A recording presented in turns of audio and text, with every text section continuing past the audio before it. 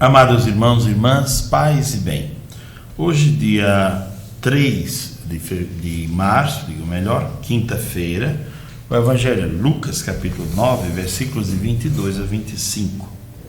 Naquele tempo disse Jesus para seus discípulos: O Filho do Homem deve sofrer muito, ser rejeitado pelos anciãos, pelos sumos sacerdotes e doutores da lei.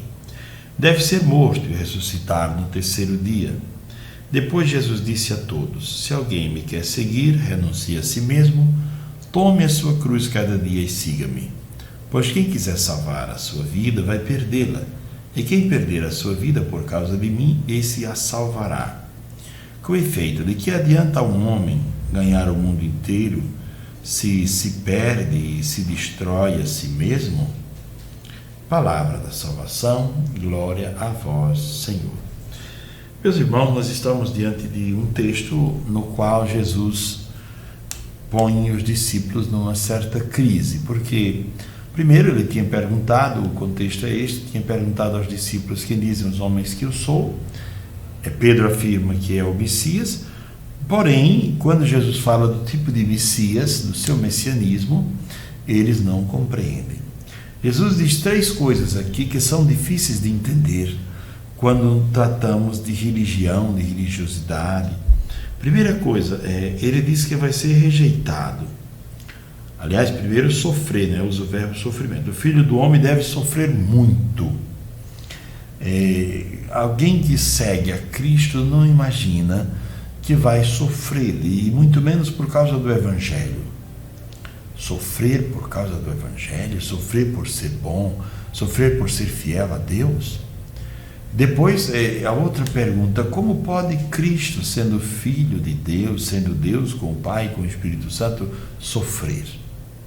Nós imaginamos uma religião que seja uma espécie de vacina contra o sofrimento. Imaginamos: se eu sou religioso, eu não vou sofrer. Isto não me pega, este problema não me atinge, porque a minha fé vai me defender. Não é bem assim. O justo também sofre. Jó sofreu, Cristo sofreu na cruz. A segunda palavra que Jesus diz, que os discípulos não querem acolher, é: o Filho do Homem deve ser rejeitado. Esta palavra é muito forte, ser rejeitado. Rejeitado por quê? É alguém que faz milagres, é alguém que faz o bem, é alguém que cura os doentes, devolve a vista aos cegos, abre os olhos dos cegos, abre os ouvidos dos surdos, aos mudos faz falar. Quer dizer, por que ser rejeitado? E por quem ser rejeitado? E este por quem é um problema, porque será rejeitado pelos chefes dos sacerdotes. Será rejeitado pela religião, isto é muito forte. Será rejeitado pelos doutores da lei, por aqueles que conhecem a lei. E a lei é, sobretudo, a lei que está na Sagrada Escritura, claro, não é? E depois deve ser morto. Esta agora é uma palavra muito mais difícil. Como pode, se ele é Deus, como pode ser morto? Se ele é o Messias, como é que pode ser morto? Não é que vai morrer numa cama, deitado doente. Ele vai ser morto, vai ser assassinado. Como isso pode acontecer? Será que então a maldade vai triunfar sobre a bondade de Deus? E Jesus anuncia algo agora que faz os discípulos repensar tudo. Mas deve ressuscitar no terceiro dia. Fala de ressurreição e de vitória sobre o mal.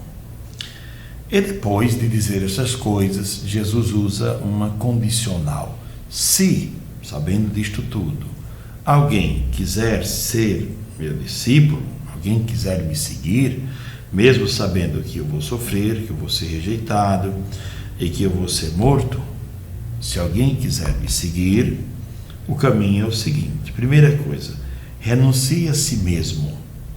Tenha coragem de fazer renúncias, renunciar a si mesmo, às suas vontades. Segundo, tome a sua cruz cada dia, quer dizer, aceite amar acima de todas as coisas e amar até as últimas consequências. E siga-me, e depois siga-me. E ele diz: quem quiser salvar a sua vida, vai perdê-la. Salvar a vida. O que significa salvar a vida? Salvar a vida nós entendemos como preservar a vida, né? Eu quero preservar a minha vida a todo custo. Quero viver a minha vida, gozar a minha vida, viver da melhor maneira que eu possa viver. Sim, mas o que isso pode significar? E quem perder a sua vida por causa de mim, esse a salvará. Dar um sentido para a vida. Viver com um propósito. Saber por que está vivendo, por quem está vivendo. E saber onde quer chegar. São coisas importantíssimas que nós devemos pensar sempre. No fundo, o que Jesus pede é que aprendamos a amar. Amar sem medidas. Amar sem economia, sem economizar. Amor não se economiza. A vida é um dom que deve ser repartido com os outros. O perigo é amar pouco ou amar tarde demais. Às vezes, alguém no velório chora, e outra pessoa diz, não é saudade, é um pouco de remorso, porque não amou suficientemente esta pessoa, não cuidou, não zelou desta pessoa suficientemente. Então esse choro não é saudade, é muito mais remorso. Tenhamos sempre o cuidado de pensar que o Senhor nos chama a gastar a nossa vida pelos outros, como uma vela se queima no altar, como uma vela se gasta para iluminar o ambiente, se gastar para ser luz para os outros, se gastar como o sal se gasta numa panela para dar sabor à comida. Saber se gastar e saber por quem está se gastando e por que está se gastando, qual a causa e qual a pessoa que está lhe levando a se gastar. Pois bem, não ter medo de perder a vida. E agora eu abro um parênteses aqui para dizer o seguinte, gente. Quantas vezes nós pensamos, por exemplo, nessa questão de saber amar, que poderíamos amar mais pai e mãe, que poderíamos amar mais em família, que poderíamos ser mais amorosos em família. Não é fácil a convivência não é fácil por nada, mas a convivência inclui este amor, não é? Inclui este zelo, este cuidado. Não amar pouco e não deixar para amar tarde demais. E por último, Jesus diz, veja bem, de que adianta um homem ganhar o mundo inteiro se ele perde e destrói a si mesmo? Não peça nunca a Deus alguma coisa que você veja que será para você a sua destruição. Porque às vezes alguém pode pedir a Deus e fazer uma prece errada. Pedir a Deus uma coisa que será para si a destruição. No sentido de ganhar o mundo inteiro, não é? E perder-se a si mesmo. Dizer, eu sou pessoa altamente livre, eu sou senhor de mim mesmo e tal, e nada me escraviza, quando a pessoa sabe que está sendo escravizada por alguma coisa. Ganha o mundo inteiro, quer dizer, é alguém que se sente dono do mundo, mas destrói a si mesmo. Pois bem, que o Senhor hoje nos ajude nesse tempo de Quaresma, que é um tempo de conversão, a pensar como podemos aplicar esse texto na nossa vivência quaresmal.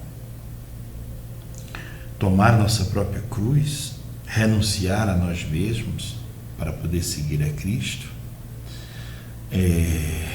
doar a nossa vida pelos outros, fazer da nossa vida uma doação e querer ganhar a vida verdadeira, a vida que brota do amor e da graça de Deus.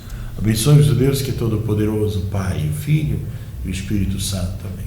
Tenham todas um ótimo dia, paz e bem. Até amanhã, se Deus quiser.